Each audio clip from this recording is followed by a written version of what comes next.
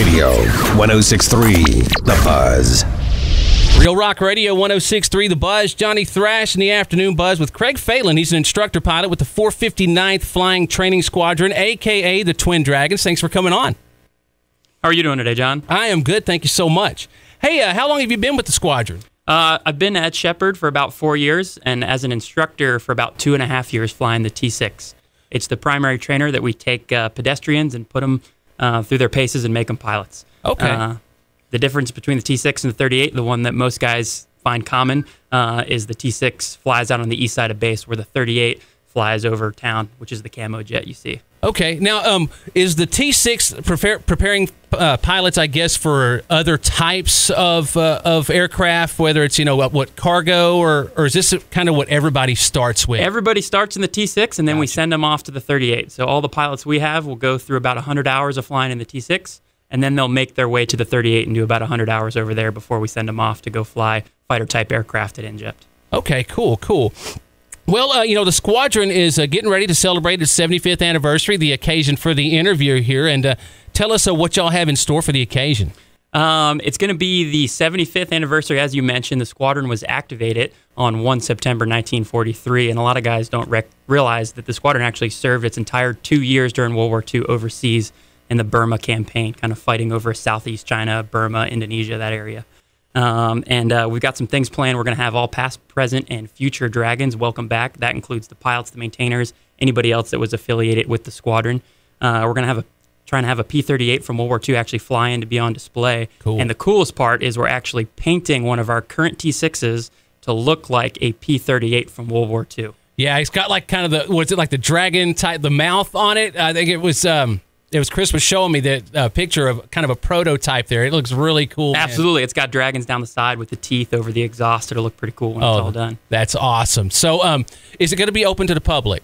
Unfortunately not. We're kind of still in the beginning stages of that. For the planning piece, it's going to be mostly geared towards people that have been affiliated with the squadron as more type of a roll call event. But it'll certainly be able to be seen, the aircraft. You'll see it overhead, and I'm sure at some point in the future when Sheppard has their air show every summer, it'll definitely be available for everybody to take a look at. Right on. Do you have any insight into the air show? I know it might, sometimes it happens every couple of years. This year it's not going to happen. It's been 2 years. Do they know anything? I'm not exactly sure when the air show is going to happen.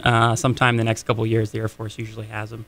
So I can't speak to that. But we definitely open the base up for Hotter Than Hell every year, and I'm sure it'll be around then for people to take a look at. And you'll definitely see photos online and the 459 Facebook page for when that tail actually gets painted, the full dragon scheme. Okay, on the 459 Facebook page. Cool. So where did the nickname Twin Dragons come from? You know anything about that? I do know where it came from. So the fighter that we flew in World War II was the P-38. Very uncommon, like most fighters at the time. That only had one engine. This one had two out on each wing, and so that's where the Twin Dragon comes from. Oh, cool. That we've got kind of two motors turning on the outside. But currently the T6 is only one engine, and is very similar to the outline of a more familiar P-51 aircraft.